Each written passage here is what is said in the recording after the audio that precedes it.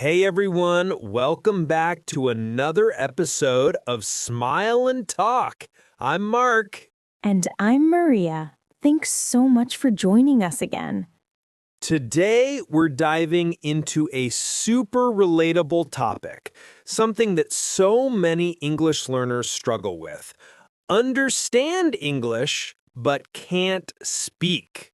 But before we start, please help subscribe our channel. It helps us so much. Oh, yes. This one's close to the heart for so many people.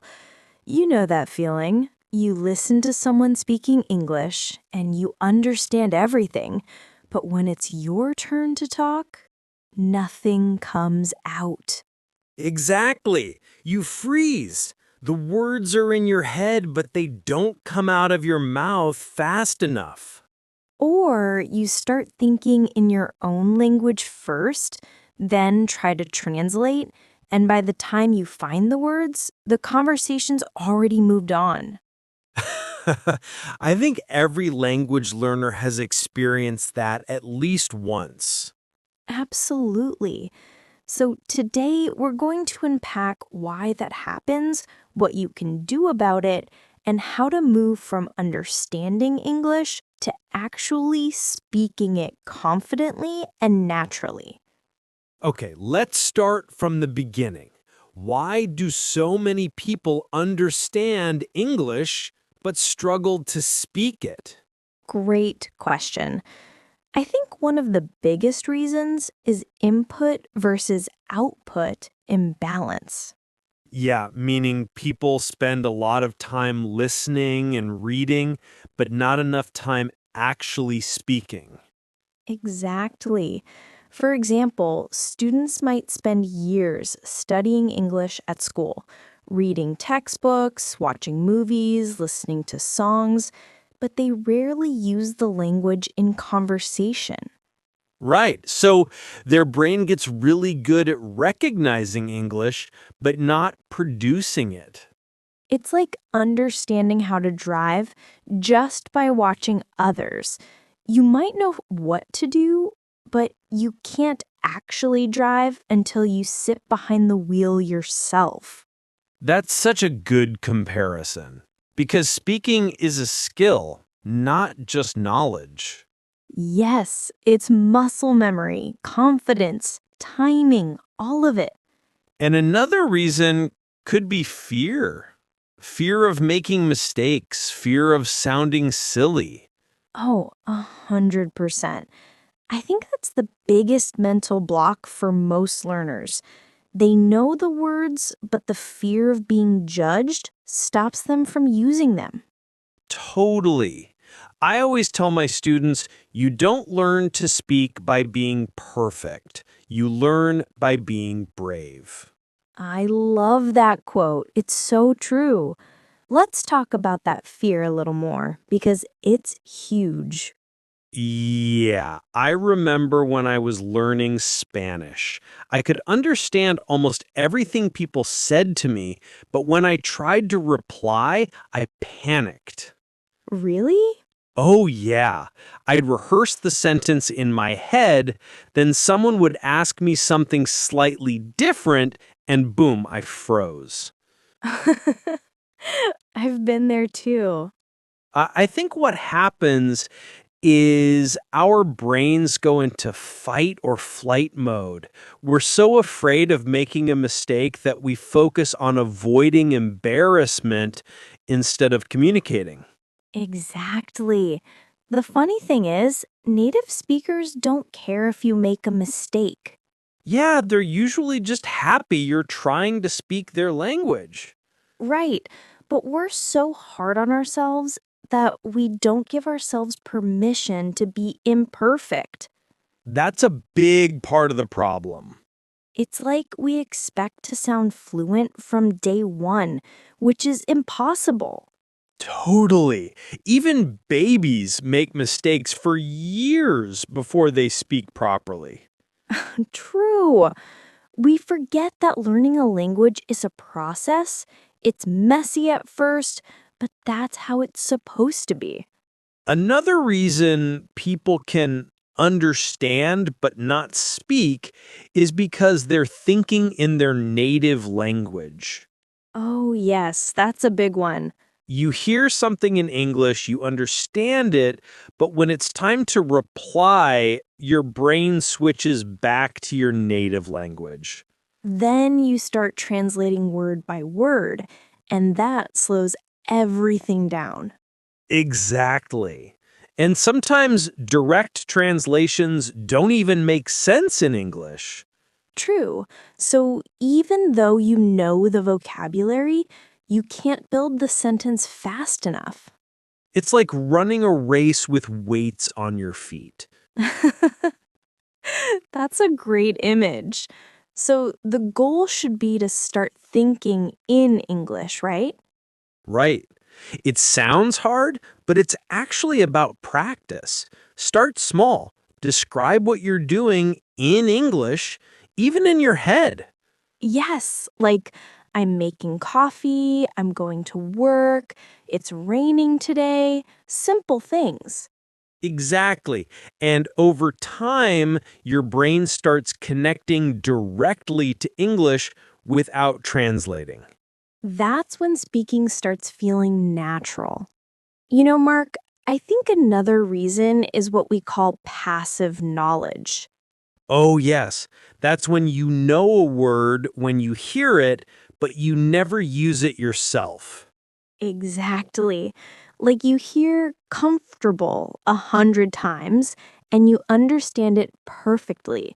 But if someone asks you, how do you feel? You might say good or fine because you've never said comfortable before. That's a great example. Passive knowledge is like having tools in your toolbox, but never using them. So they just sit there, collecting dust. Yes, you need to take them out and start building something. Meaning, use your English actively. Don't just listen. Repeat, speak out loud, imitate.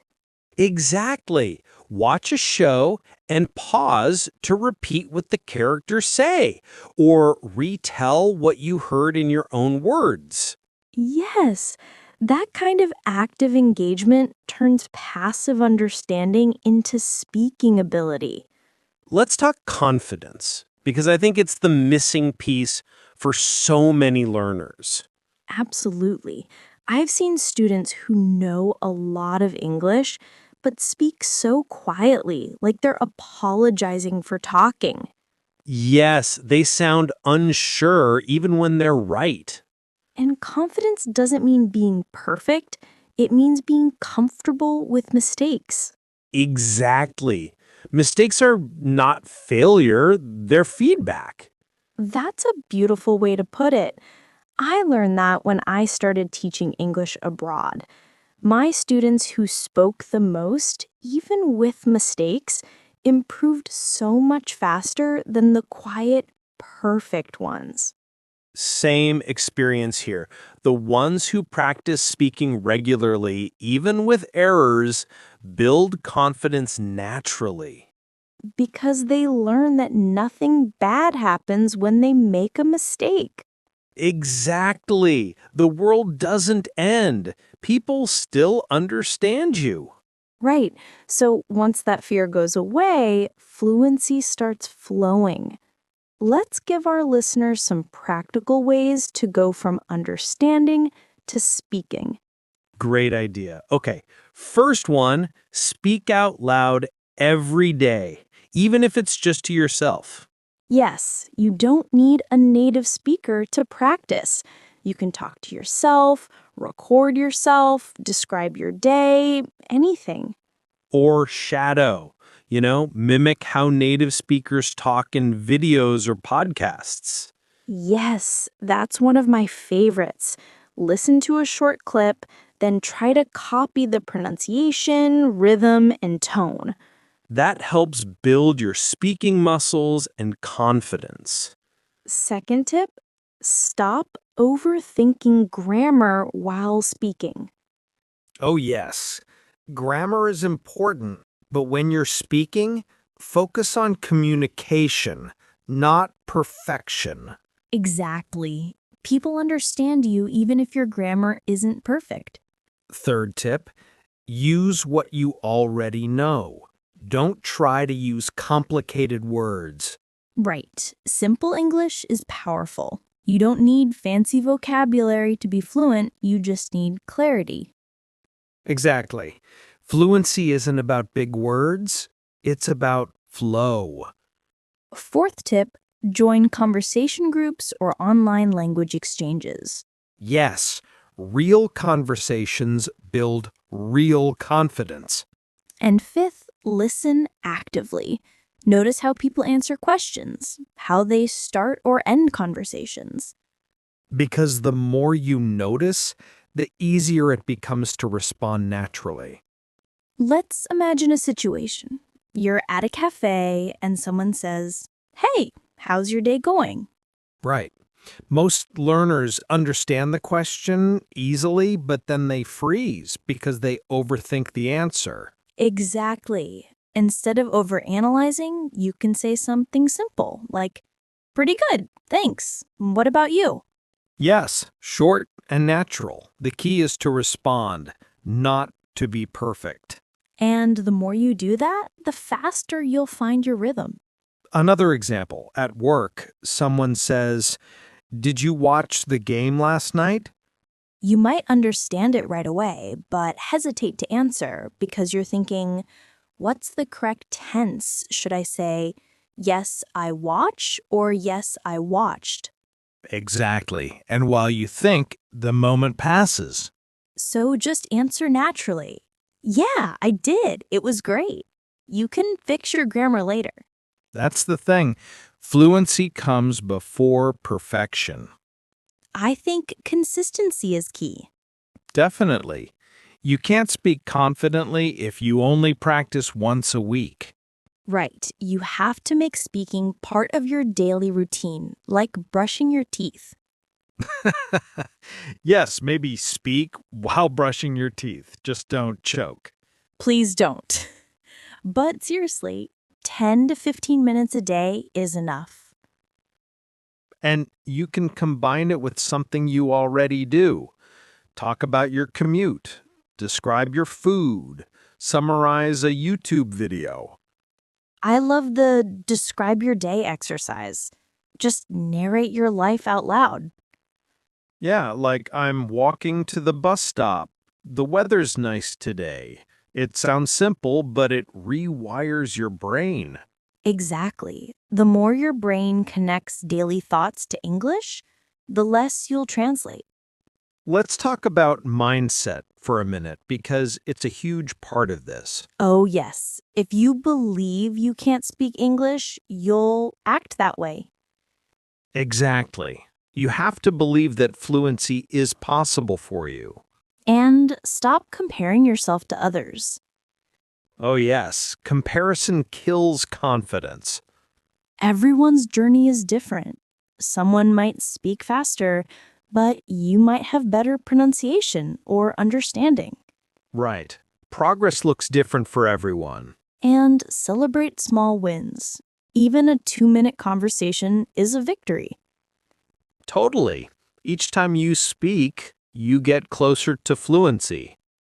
I had a student once who understood everything I said in class, but never spoke. For months, she stayed silent. Oh, I've had that student too. Then one day, I asked her to help a new student who didn't understand a word of English. Suddenly, she started explaining everything fluently. Wow, that's amazing. She didn't even realize she could do it. The problem wasn't skill, it was confidence. That's such a good example. Sometimes we're capable, but we don't trust ourselves enough. Exactly. Once she stopped worrying about mistakes and focused on helping, her fluency came out naturally. That's beautiful. I think it's important to remind our listeners that fluency doesn't happen overnight. Definitely. It's like going to the gym. You can't lift heavy weights on day one. Right. You build strength slowly with repetition.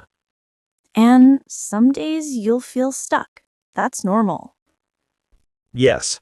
On those days, don't quit. Just keep showing up. Exactly.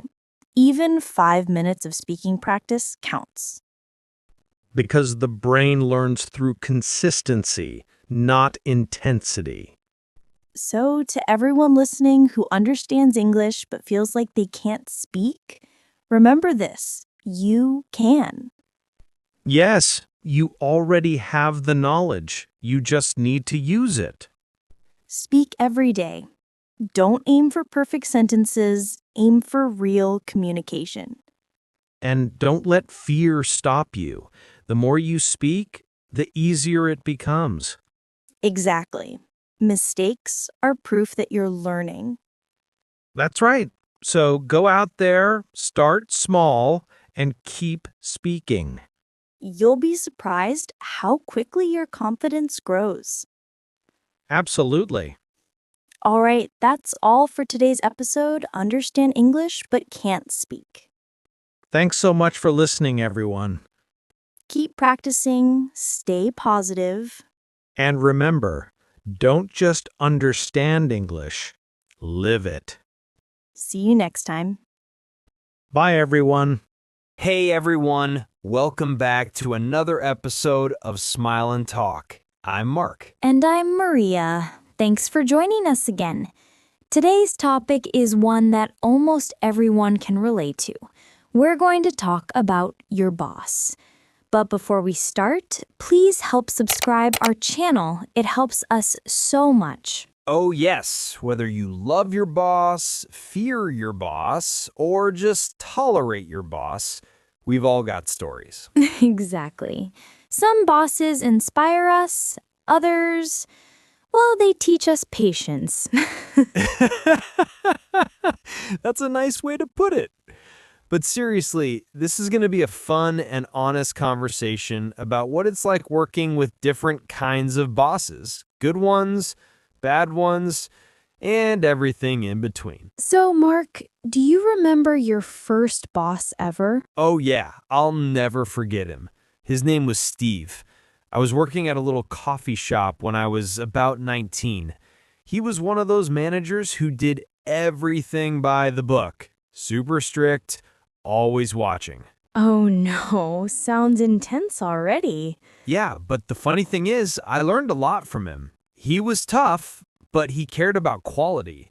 If a customer's coffee wasn't perfect, he'd make us start again. That sounds like the kind of boss who's hard to work for, but great to learn from. Exactly. At the time, I found him annoying, but later I realized he taught me about responsibility. What about you? Who was your first boss? My first boss was actually really nice. Her name was Laura, and she managed a small clothing store where I worked part-time during college. She was calm, patient, and always smiling. Oh, so you got lucky. I did. She trusted her employees, and she made everyone feel like part of a team. That made me want to work harder. That's powerful. When your boss trusts you, you naturally want to do your best. Exactly. She was the kind of person who led by example. She never shouted, but we all respected her. So let's talk about good bosses versus bad bosses. What do you think makes a good boss? I'd say a good boss listens, respects their employees, and gives clear communication. You know, someone who leads with the team, not above it. I agree. I think the best bosses know how to balance authority and empathy. Right. Some bosses just focus on being in control, and they forget their employees are human. Oh, I've had that kind of boss too. Once I had a manager who thought yelling was a way to motivate people. Oh, did it work? Nope. Everyone just started avoiding him. He thought fear meant respect. That's so common. Some bosses confuse the two. They think if you're afraid of them, it means they're doing a good job. Exactly, but in reality, fear kills creativity and teamwork. 100%. People perform best when they feel safe and valued. And I think being approachable is key. A good boss is someone you can talk to, not someone you hide from. Yes, and they give feedback in a kind, constructive way, not just criticize. On the other hand, what's the worst type of boss you've ever had? Oh, that's easy. I once worked under a boss who was completely unpredictable. One day she'd be cheerful and kind. The next day she'd be angry at everyone. That sounds exhausting. It was. The whole office would get nervous every morning, wondering what her mood would be. That kind of emotional roller coaster destroys the work atmosphere. Exactly. I learned that emotional stability is such an underrated quality in a leader. That's so true. I once had a boss who micromanaged everything. Like, if I sent an email, he would rewrite it before it went out. That's painful. Yeah, he didn't trust us to do anything on our own. It made me lose confidence. That's a big problem. The best bosses make you feel capable, not helpless. Okay, we've got to lighten the mood. Let's talk about funny boss stories. I'm sure you have one. I do. So once my boss was giving this super serious presentation to our clients, he was all confident until he accidentally clicked on a meme instead of the next slide. No way! What was the meme? It was a cat meme, one of those hang in there ones. The whole room burst out laughing. That's amazing. How did he react? He actually laughed too and said, "Well, that's my motivational message for the day." It broke the tension. That's great. Shows he had a sense of humor. Exactly. It made everyone like him more. I've got one too. So, my boss once sent an email to the entire company instead of just one person, complaining about the printer not working. Oh no! Yeah, it was like, this stupid printer is ruining my day. And everyone got it, even the CEO. That's classic. What happened next? The IT guy printed that email and taped it to the printer. It became an office joke. Oh, that's the kind of thing you never live down. Do you think humor makes a good boss? Absolutely. A boss who can laugh with the team makes work so much better. Yeah, laughter brings people together. It shows that even leaders are human. Bosses can be really different depending on the country or culture. True. In some places, bosses are super formal, while in others, they're more casual and friendly. Right. For example, when I worked in Spain, my boss was very relaxed. We even went for coffee breaks every day. Oh, nice. So it was a very social environment. Exactly. But when I worked in Germany later, the culture was much more formal. Less small talk, more focus on structure and time. Yeah, I've noticed that too. I worked in Japan for a bit, and bosses there are very respectful, but expect complete dedication. Long hours, no excuses. Wow, that must have been intense. It was, but I admired their commitment. I think every culture has its own rhythm of communication between bosses and employees. Totally. Some cultures value hierarchy, like you don't question your boss, while others encourage open discussion. That's so true. I think in modern workplaces, people appreciate when a boss listens and invites ideas. Yes, collaboration over control. That's the future of leadership. Here's an interesting question. Have you ever been someone's boss, Mark? Yeah, actually, for a short time, I led a small marketing team. Ooh, tell me about that. What was it like? Honestly, harder than I thought. I realized being a boss isn't just about giving orders, it's about supporting people. Exactly. You have to balance authority and empathy. Right. And I made mistakes too. At first, I wanted to do everything myself because I thought I could do it faster. But that's not leadership. That's a common mistake. Delegating is a skill. Totally. When I started trusting my team, things got smoother and everyone felt more responsible. That's a great point. When people feel ownership, they do better work. How about you? Have you ever been a manager or a team leader? Yes, I led a small group of designers for a few months. It was fun, but stressful. I learned how important communication is. Communication really is everything. Exactly. When people don't know what's expected of them, problems appear fast. That's so true. Being a boss makes you realize how much your behavior affects others. Yes, and how important it is to give feedback, both positive and constructive. So, after all these stories, what would you say is the biggest lesson you've learned about bosses? I'd say that the best bosses are the ones that bring out the best in people. They make you want to grow. I like that. For me, it's that every boss, even the bad ones, teaches you something. Exactly. Sometimes you learn how to lead, and sometimes you learn how not to lead. Right. But both lessons are valuable. I also think it's important for employees to remember bosses are human too. They have good days and bad days. That's true. Sometimes we expect them to be perfect, but they're figuring things out just like we are. Yes, and when you see it that way, it's easier to work together. Well said. So, whether you have a great boss or a difficult one, there's always a way to learn, grow, and stay professional. Exactly. And who knows? One day, you might become the kind of boss you always wished for. I like that. What a great note to end on. Me too. Thanks for listening, everyone. Keep practicing English, keep learning from every experience, even your boss, and we'll see you next time. Take care, everyone. Hey, everyone. Welcome back to another episode of Smile and Talk podcast. I'm Mark, and next to me is the one and only Maria. How you doing today? I'm doing great, Mark. I've got my warm tea, I've got my microphone, and I'm ready to talk about one of my absolute favorite topics, training your mouth to speak English naturally. But before we start, please help subscribe our channel.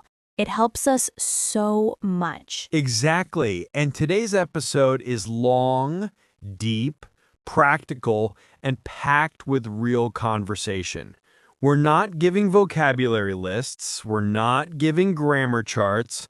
We're talking, because talking is the whole point. Yes, and we're going to keep talking for a long time because many learners tell us, I understand English, but when I open my mouth, nothing comes out. Today, we're going to show you how to fix that live through this long conversation. Right. And this entire episode is designed to let you hear natural English for a long period of time. So your mouth, your tongue, your brain, your rhythm, everything starts to work together. If you're listening, your mouth is learning even if you're not speaking. But of course, we encourage people to speak with us. If you're alone, speak out loud. If you're shy, whisper. But do something with your mouth, because if you want to speak English, that's what you must train, your mouth. Exactly. People think they need to learn more grammar. No, most of the time they need to train the muscle memory. When you say something many times, your mouth remembers it. Just like singing. Right. You don't analyze songs, you just sing them. And eventually your mouth knows the melody and words. So today we're going to talk about everything and anything. Life, confidence, daily habits, how learning works, stories from our experiences, and we're going to do it slowly at first, then naturally, then quickly, then slowly again, so listeners experience different rhythms, We want your brain to adapt to real English. and your mouth to follow. So, Maria, let's start with something simple.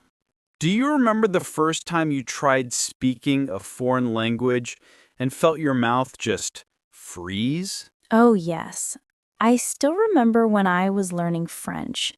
I could read everything, I could understand when people spoke slowly, but when it was my turn to speak, my mouth felt like a block of wood.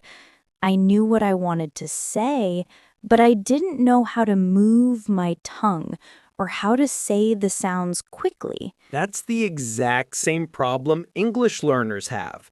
They know the sentence, but not the muscle movement needed to say it. Yes, and the only solution is repetition and exposure. And long, natural conversation like what we're doing now. So let's keep going. Let's have a big, long, healthy conversation. And listeners, your job is to follow along, repeat, and let the rhythm enter your mouth. So, Mark, what's on your mind today? Well, since we're talking about training your mouth to speak, I thought of something funny. When I was a kid, I had trouble pronouncing the word specific. Oh, that's a hard one for many people. I used to say Pacific, like the ocean.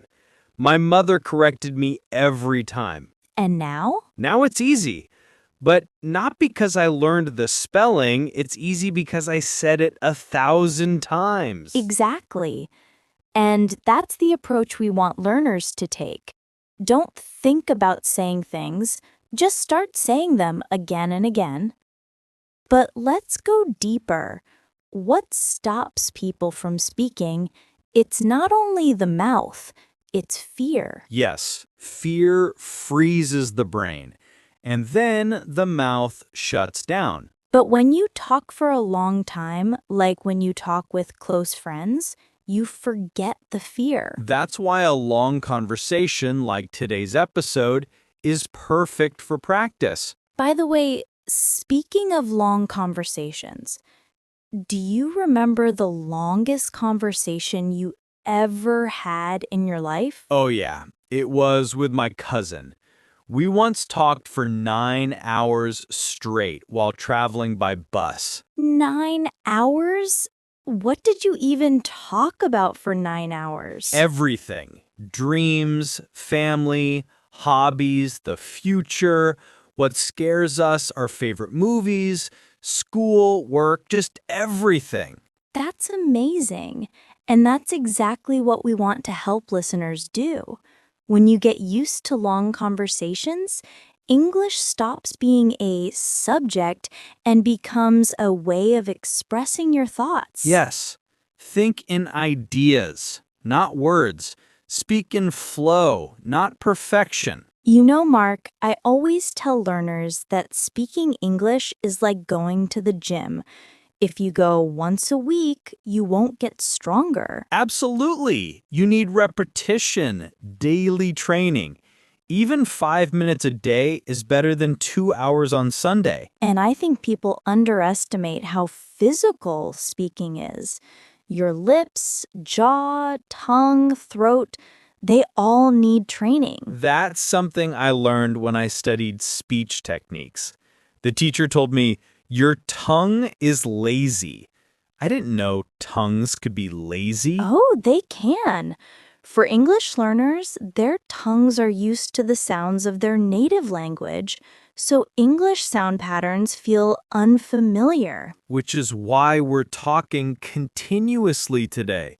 Listeners, you're getting hours of rhythm, melody, intonation, stress, real phrases, natural flow. And your mouth is learning even when you don't notice. Speaking of daily habits, Maria, what's one habit you've built that has helped you speak languages more confidently? Talking to myself. Really?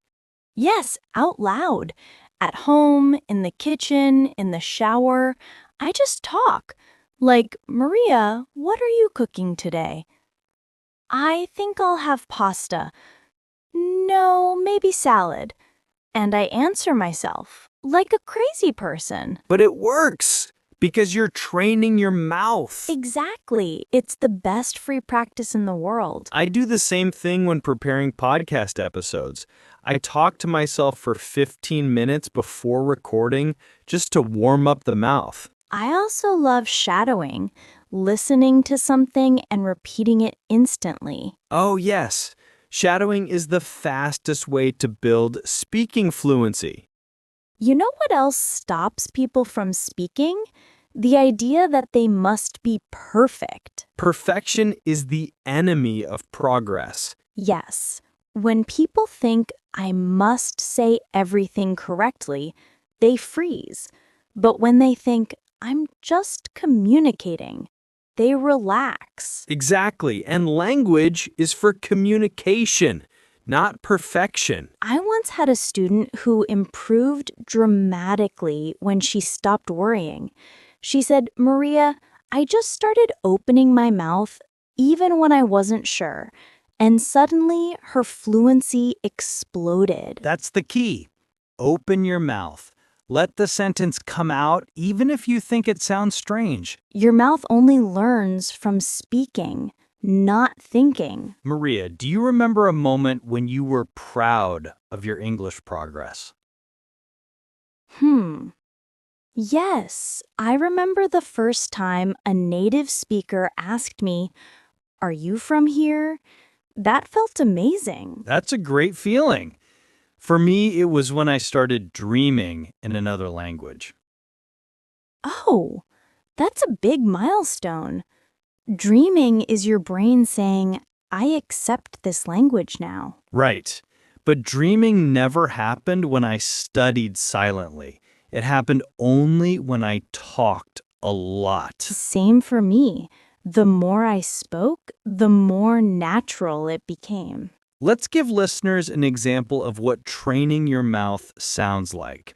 We'll do a simple exercise, describing your morning, but we'll do it naturally, not slowly. I'll start.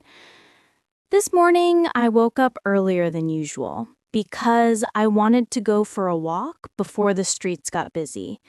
I made coffee, opened the window, stretched a little bit, and then checked my messages. Nothing special, but it felt peaceful. See? Natural rhythm. Now I'll go. I woke up, looked at the clock, realized I had 10 more minutes, closed my eyes again, then immediately regretted it because I fell asleep. I rushed out of bed, grabbed my toothbrush, made tea, and got ready as quickly as possible. Listeners, your job is to describe your morning out loud, even if your pronunciation isn't perfect. That's how your mouth learns. Mark, do you think people are too serious when learning English? Definitely. Learning should be fun. You can talk about food, hobbies, movies, your day, anything. Yes. You don't need big topics like politics or philosophy to practice English. Exactly. Even talking about what you bought at the supermarket is great training. Let's demonstrate. What did you buy last time you went shopping? Oh, I bought way too many snacks. Chips, chocolate, cookies, everything. I regret it, but I don't. That's relatable. I bought fruit, vegetables, yogurt, and then chocolate at the end. I always buy chocolate at the end. Listeners, notice how simple topics make great speaking practice. Let's talk about something deeper. Identity. Many learners feel like a different person when speaking English. True. When you switch languages, you switch personalities slightly. But that's normal. You're using different sounds, different expressions. And the more you speak, the more your English identity feels natural. I used to feel shy in English, but now I feel free, expressive, confident. that transformation happens through speaking, not studying. Mark, how long do you think people need to train their mouth before they feel real change? Honestly, 2 weeks of daily speaking already makes a difference. But real fluency comes after months of consistent practice. Yes, and consistency is the magic word. People say, I want fluency fast. I say, speak every day. 5 minutes is enough to start, but you must speak. I remember when I traveled to Spain and had to speak Spanish nonstop. That was when my speaking truly improved. Yes. Immersion forces your mouth to move. And I made so many mistakes, but because I kept talking, I eventually adapted. Same. When I traveled to Canada, I spoke English all day, every day, even when I didn't want to. And after a while, my mouth stopped fighting the sounds. Let's talk about pronunciation. People often ask how to improve. My answer, repeat things you hear. Yes, don't practice pronunciation in isolation. Practice it in phrases. Exactly. Instead of practicing the word water, practice, can I get some water? Or I need water. Train your mouth to say phrases, not words. So, we were talking earlier about immersion and how travel forced us to speak. But I want to go deeper because a lot of learners say, Mark, I can't travel. I can't move to an English-speaking country. And I always say, you don't need to. Immersion isn't a place. Immersion is a state of mind. Yes, you can create immersion anywhere, even in a small room, even in your car, even in your kitchen. Immersion happens when you surround yourself with English and use your mouth regularly. It's not about geography, it's about behavior. Exactly. For example, think about someone who decides to spend 30 minutes every morning speaking to themselves in English, listening to English podcasts, repeating sentences, thinking out loud. That person is immersed, even if they never leave their hometown. And that person will progress much faster than the learner who moves to an English-speaking country but avoids speaking, avoids people, avoids opening their mouth. Yes, because immersion without speaking is just tourism. Oh, that's a great line. Immersion without speaking is just tourism. Let me ask you something, Maria.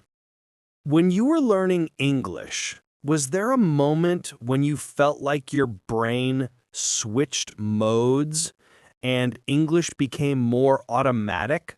Yes, I remember it clearly. It happened when I started thinking in English on purpose.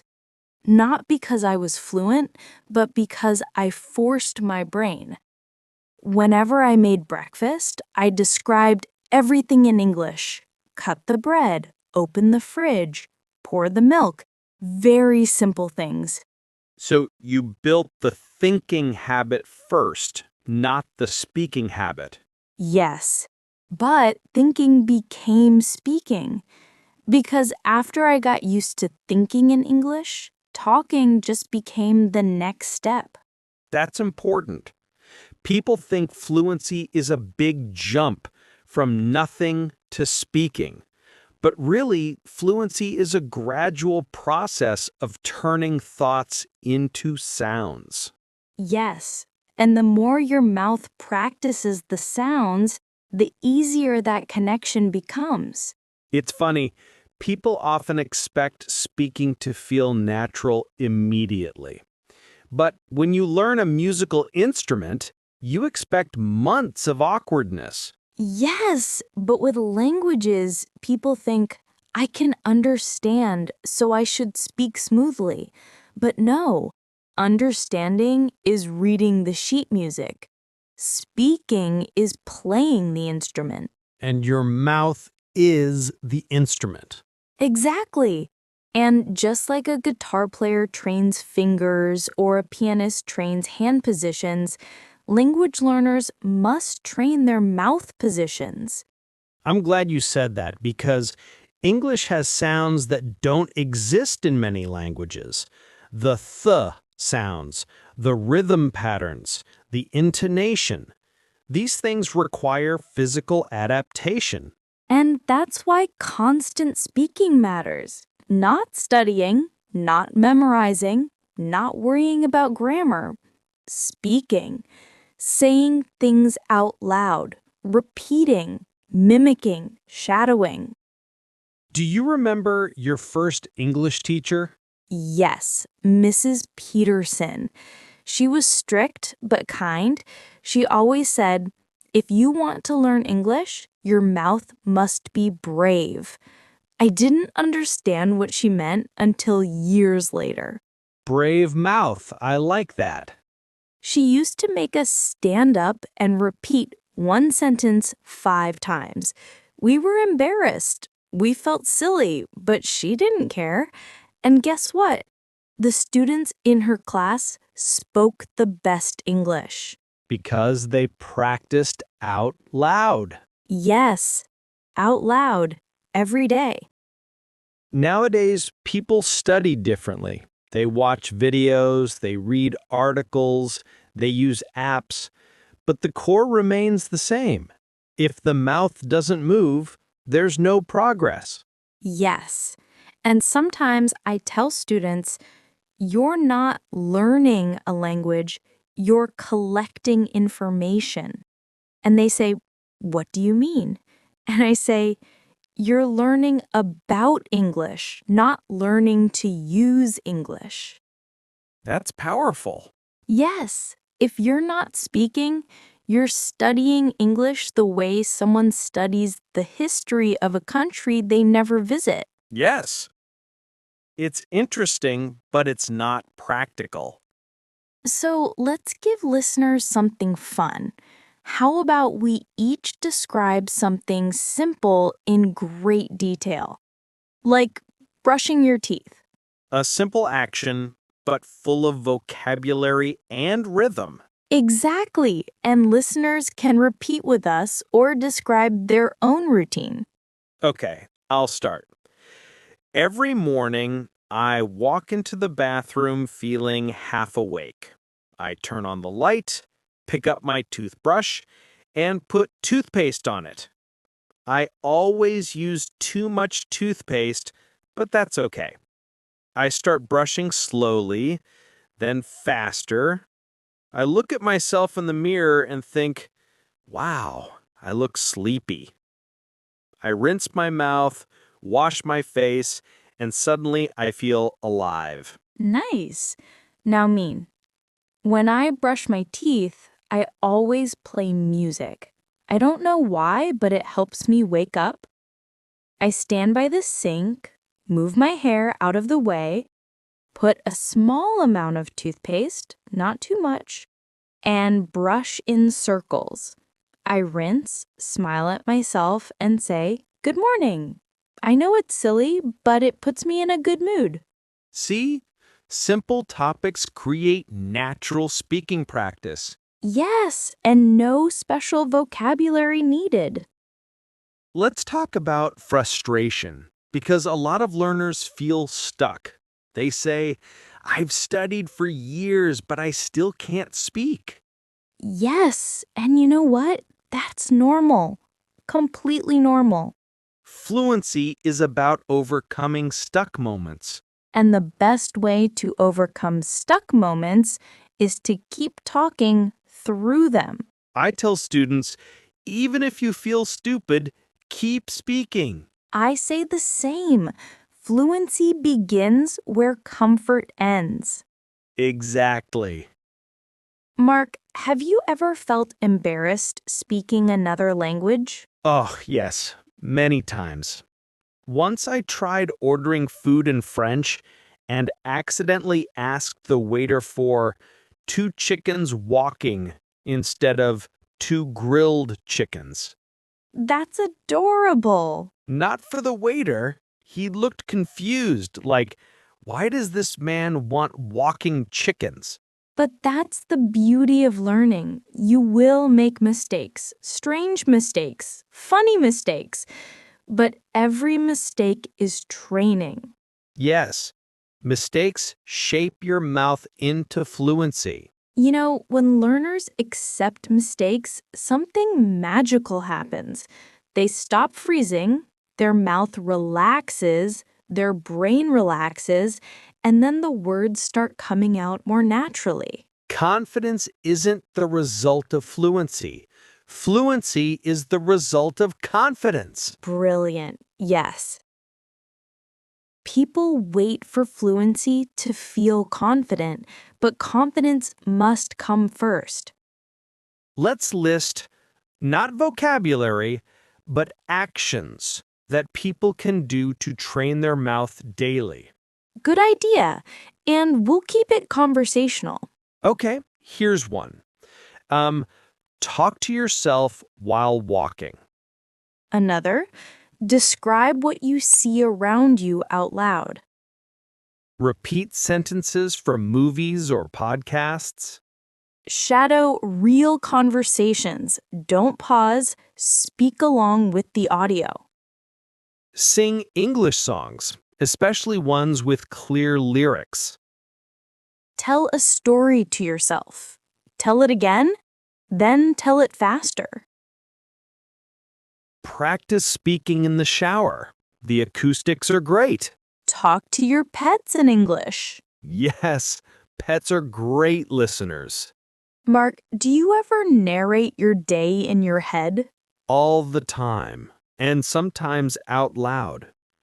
If someone ever followed me around, they'd think I'm talking to invisible people. Same.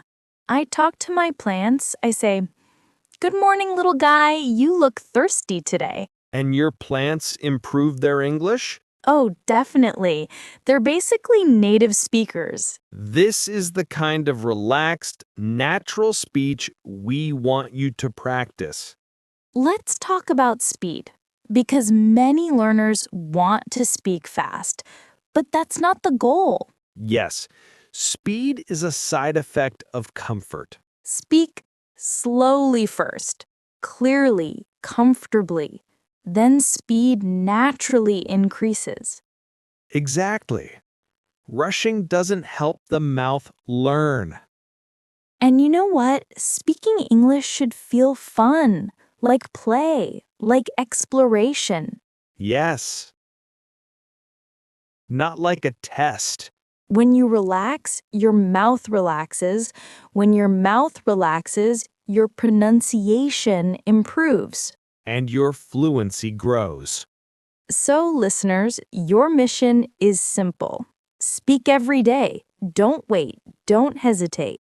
Don't let fear control your mouth. Speak imperfectly. Speak bravely. Speak naturally. Speak frequently. And your mouth will transform.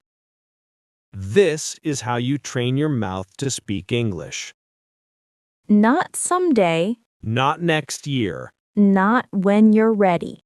but now. Hello, everyone, and welcome back to another episode of Smile and Talk. I'm Mark. And I'm Maria.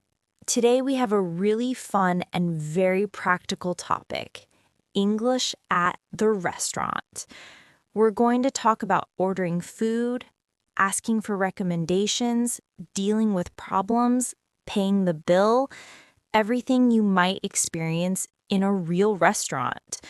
But before we start, please help subscribe our channel. It helps us so much. Exactly. So if you've ever felt nervous ordering in English, or you want to sound more natural when speaking to waiters, this episode is for you. And the best part is we're going to make it feel like a real restaurant experience. So imagine you're sitting at a table, the menu is in front of you, and the waiter's about to come over. Right. And we'll go through the whole journey, step by step, slowly, naturally, like a real conversation, not like a textbook. All right, let's jump in. Let's start at the beginning, arriving at the restaurant. Okay. So imagine the two of us walk into a restaurant. What's the first thing we usually hear? Usually, the host or hostess greets you with something like, "Hello, how many?" Yes. And that question sometimes confuses learners because grammatically it's incomplete. But in real life, that's really what they say. Hi, how many? And the answer is simple: 2 people, 3, just me, or a table for 2, please. Sometimes ESL students panic because they think they have to give a perfect sentence.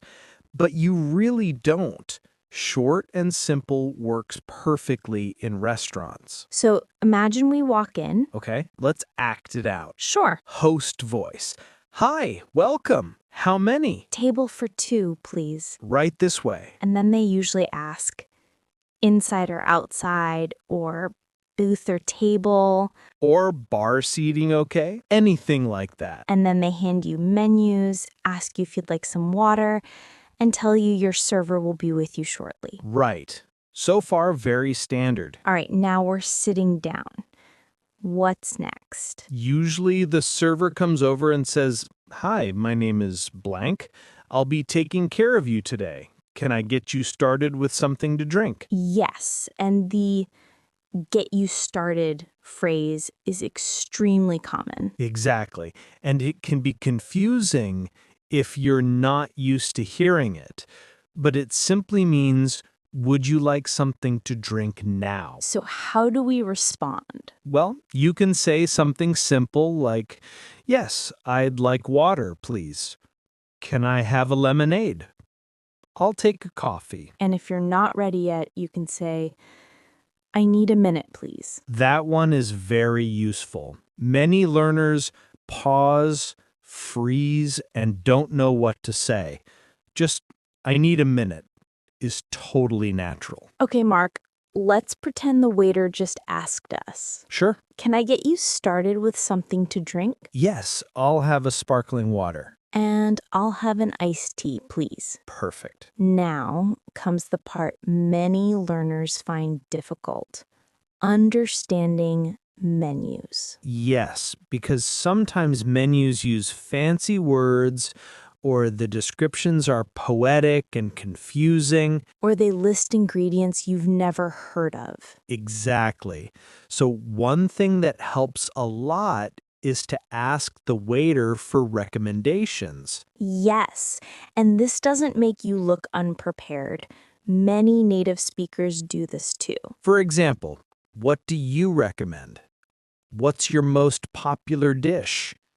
What do people usually order here? And if you want something specific, you can say, I'm looking for something light.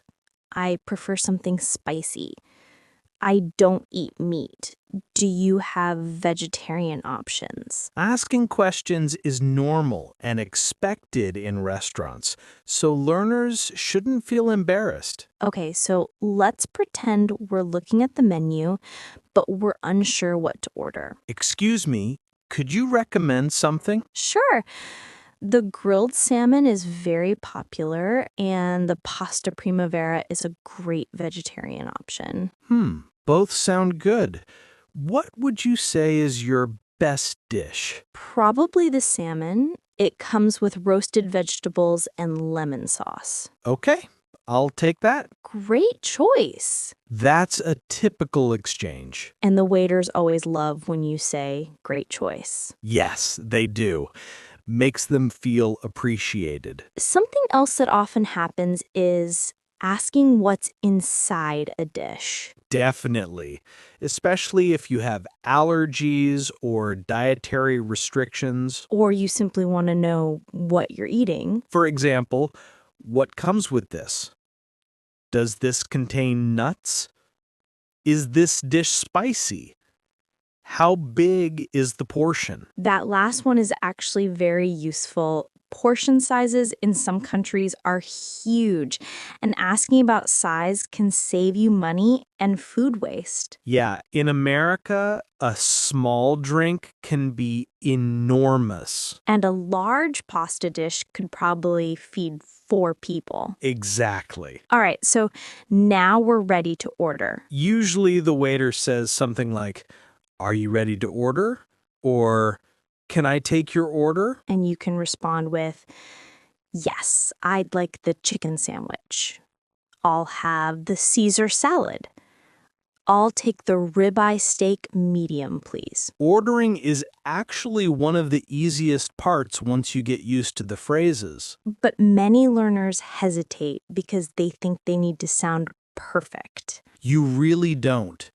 Even short, simple sentences are fine. Okay, let's role play again. Sure. Are you ready to order? Yes, I'll have the grilled salmon. Great. And for you, She'll have the pasta primavera. perfect. I'll put that in for you. Very natural. Now, this part often gets overlooked, but it's part of the restaurant experience. The waiting. Yes, especially if the food takes a long time. Some people wonder if it's okay to ask how long it will take. It's totally okay. For example, "Excuse me, do you know how much longer the food will take?" Or, "Is our order coming soon?" Always polite, always friendly. When the food arrives, the server usually says, "Here you go," or "Enjoy your meal," And sometimes they ask, "Can I get you anything else?" and you can respond with, "No, that's it for now, thank you." Or, "Could I have some extra napkins?" Or, "Could I have some hot sauce?" Asking for extra items is normal. Many learners think it's impolite, but it's not. This is a big one. What if the order is wrong? Many English learners feel too nervous to say anything. But mistakes happen all the time, and waiters expect customers to tell them. You can say, "I'm sorry, I think this isn't what I ordered. Excuse me, this is a little undercooked. I ordered this without cheese. Could it be corrected?" It's all about being polite, calm, and clear. Okay, let's simulate a mistake. Server voice. "Here's your pasta primavera." Oh, I'm sorry, I actually ordered the grilled salmon. "Oh, my apologies. I'll take this back and bring you the salmon." Thank you so much. Easy, calm, no problem. Waiters don't get mad. They're used to fixing things. One nice thing you can do is compliment the dish. Yes, it makes the waiter and the restaurant staff feel good. You can say, "This is delicious. The flavors are amazing. Everything is perfect." It doesn't have to be fancy. After the meal, the waiter usually asks, "Would you like to see the dessert menu?" And many people say yes, even when they're full. Because dessert is always tempting. You can say, "What do you have for dessert? What's your most popular dessert? I'd like something small and sweet." Or if you don't want dessert, just say, "No, thank you. I'm full." Now comes the part that confuses many ESL learners, asking for the bill. Yes, some countries do it differently. In some places, you have to go to the cashier. In others, you ask the waiter. In the US, you ask for the check. So in the US, you say, "Could we get the check, please?" Or, "Can I have the bill, please?" And then they bring a small folder or tray. Sometimes the server asks, "Will this be together or separate?" Together means one person pays for everything. Separate means each person pays for themselves. And if you're paying by card, they usually take your card and bring it back with a receipt. Right. And then you tip. Yes, tipping is important in many countries, especially the United States. Usually 15 to 20%. Finally, you say, "Thank you, have a great day." And the staff usually says, "Thank you, take care," or "come again." We're going to do one big scene: arriving, ordering, eating, paying, everything in one continuous flow. This will be long, natural, and realistic. Okay, Maria, let's imagine we walk into a busy Italian restaurant on a Friday evening. Sounds good. Hi, welcome to Bella Italia. How many? A table for two, please? Sure, inside or outside? Inside, please. Great, right this way. And then we sit down. Still host voice. Here are your menus. Your server will be with you shortly. Now we look at the menu. A few seconds later. Hi there, my name is Daniel, and I'll be taking care of you today. Can I get you started with something to drink? Yes, I'll have a sparkling water, please. And for you? I'll have an iced tea. Great, I'll bring those right out. Now we're looking at the menu. What are you thinking about getting, Mark? I'm not sure. The pasta dishes look amazing. What about you? I'm trying to decide between the chicken parmesan and the seafood linguine. The seafood linguine sounds good, but I'm a little worried it might be too heavy. True, and I'm not sure how spicy it is. Let's ask. Good idea. Calling the waiter. Excuse me, Yes?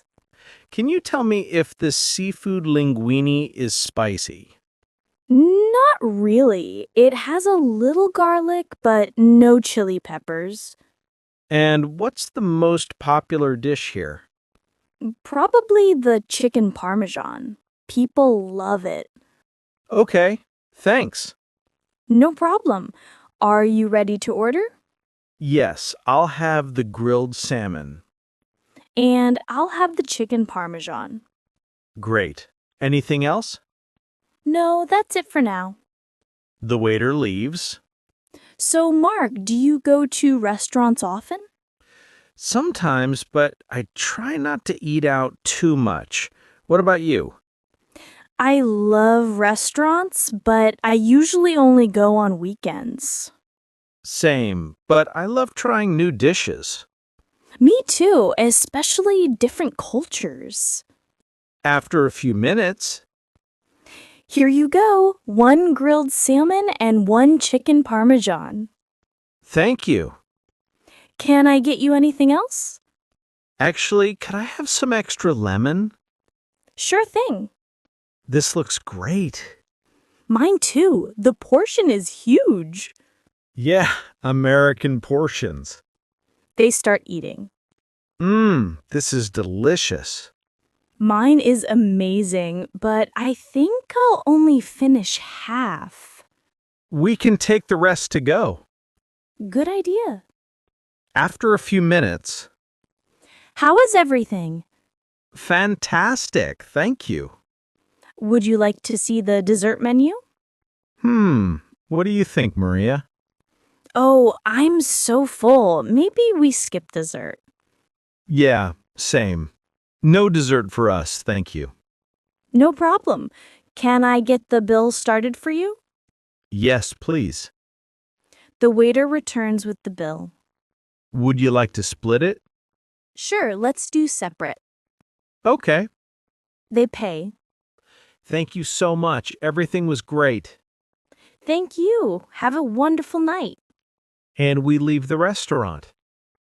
And that was a full restaurant experience from start to finish. Yes, and we covered everything. Arriving, ordering, asking questions, handling mistakes, paying the bill. If you practice these phrases and listen to this kind of conversation regularly, you'll feel much more confident when ordering food in real life. Absolutely. Restaurants are one of the best places to practice English because there are so many real interactions. And they're short, simple interactions, perfect for learning. All right, everyone, thank you for listening. See you in the next episode. Bye for now.